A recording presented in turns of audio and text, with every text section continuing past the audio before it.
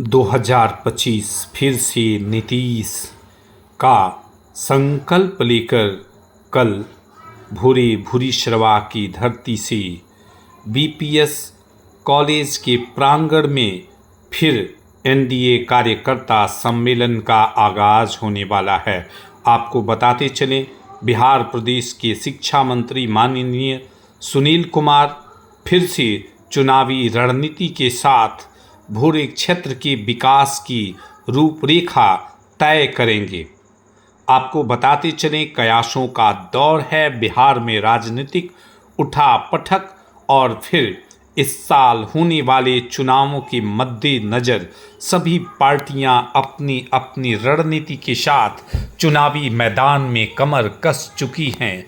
लेकिन नीतीश कुमार के विकास के जो एजेंडे रहे हैं, निश्चित तौर पर डबल इंजन की ख्याति ने भारत के सभी राज्यों में एक विकल्प बना दिया है और किसी भी राज्य में भाजपा और उससे समर्थित पार्टियां सरकार चला रही हैं, उनकी तो अलग से एक पहचान बन गई है, क्योंकि विकास के दायरे से जुड़े ये सरकारें अपने बेहतरीन दावों और वादों को भुनाने में लगी हैं और साथ ही साथ विकास के दोनों एजेंडे, चाहे वो केंद्र सरकार की हो या फिर राज्य सरकार की, दोनों एक साथ मिलकर काम कर रही हैं।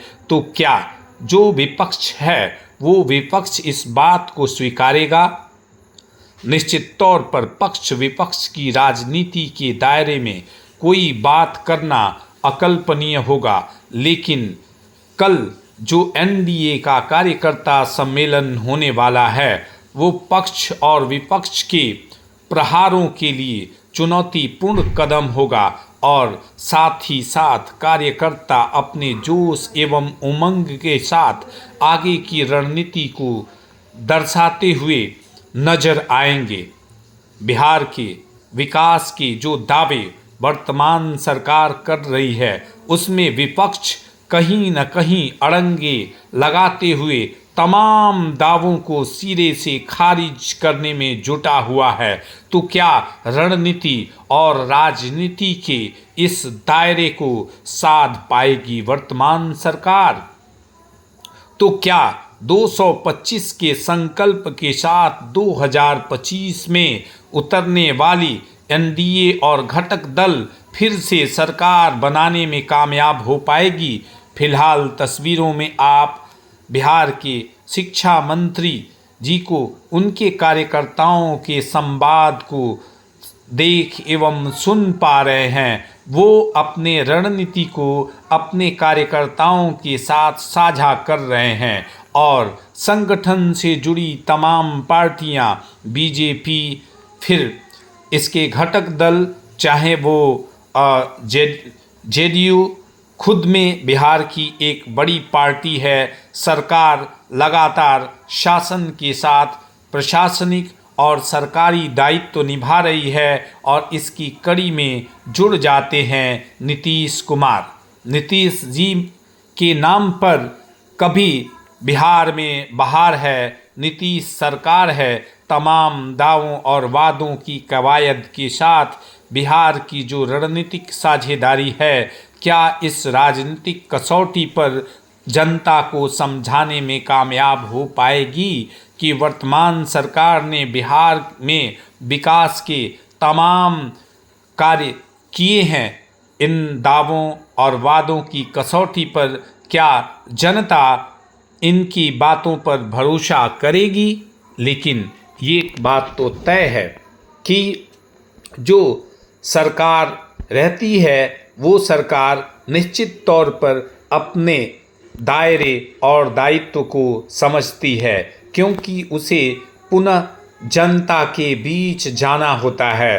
तो सवाल का जो सबसे बड़ा कारण होता है वो पक्ष यानी सत्तारूढ़ दल, और सत्तारूढ़ दल को अपने कार्यकर्ता से लेकर जनता के जनमंच तक अपनी बातों को रखने की ज़रूरत होती है। वर्तमान की सरकार अपने कार्यों को बेहतर तरीके से गिनाती भी है, अपने दावों और वादों पर खरा उतरने की कोशिश भी करती है। ऐसे में देखना बड़ा दिलचस्प होगा कि भोरे के जो तमाम लोग हैं सुनील कुमार के इस राजनीतिक मंच से फिर से इनको एक बार इनकी दावेदारी, दावे और वादे पर भरोसा करेंगे, ये तो आने वाला वक्त ही बताएगा। जो राजनीतिक सरगर्मी है, उस सरगर्मी के बीच पहले पक्ष और विपक्ष के तौर पर बिहार में एनडीए और फिर महागठबंधन को ही बेहतरीन माना जाता था, लेकिन बिहार में इस बार एक तृतीय पार्टी जन सुराज भी आ चुकी है और वो बार बार बिहार में बदलाव की बात कर रही है और उसकी शुरुआत ही शिक्षा से है।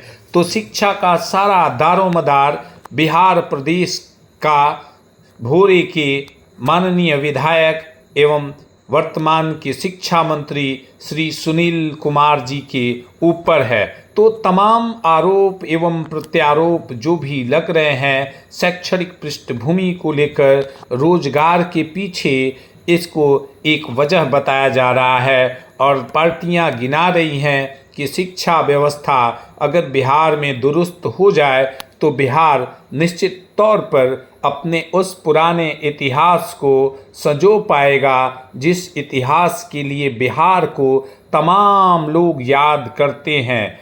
और विपक्ष बार बार कह रहा है कि हमारा इतिहास नालंदा और तक्षशिला से शुरू होता है। बिहार की कसौटी पर क्या होगा आने